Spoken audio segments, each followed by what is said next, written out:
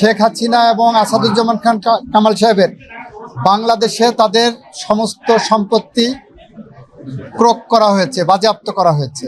জুলাই বিপ্লবে শহীদদের মামলায় শহীদরা ন্যায় বিচার পেয়েছেন, রাষ্ট্র ন্যায় বিচার পেয়েছে, প্রসিকিউশন পক্ষ ন্যায় বিচার পেয়েছে। সেই ন্যায় বিচার প্রতিষ্ঠা করতে যে সেই ন্যায় বিচারের মানদণ্ড হলো এই মামলার দুইজন আসামিকে সর্বোচ্চ শাস্তি মৃত্যুদণ্ড দেওয়া হয়েছে। একজন আসামি যিনি রাজসাক্ষী হিসাবে নিজেকে আদালতের সামনে উপস্থাপন করেছেন, সার্বিক বিবেচনায় আদালত তাকে 5 বছরের কারাদণ্ড প্রদান করেছে।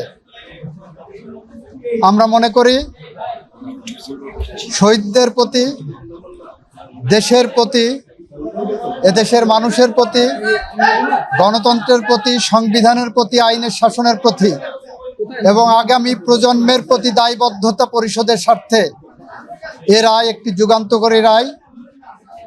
এই রায় প্রশান্তি আনবে, এ রায় ভবিষ্যতের জন্য একটি বার্তা। এ রায় বাংলাদেশে ন্যায় বিচার এবং আইনের শাসনের জন্য একটি মাইল ফলক হয়ে থাকবে। 5টা অভিযোগকে 3টা কাউন্টে এনে ওনারা সাজা দিয়েছেন। শেখ হাসিনাকে একটা কাউন্টে সুপিরিয়র কমান্ড রেসপন্সিবিলিটিতে যাবজ্জীবন জেল আনটিল ন্যাচারাল ডেথ দিয়েছেন, আর ডাইরেক্টলি যেটা নির্দেশনা দিয়েছেন সেখানে তাকে ডেথ পেনাল্টি দিয়েছেন। আইনের বিধান মতে যেদিন থেকে গ্রেপ্তার হবেন সেদিন থেকে সাজা কার্যকর হবে।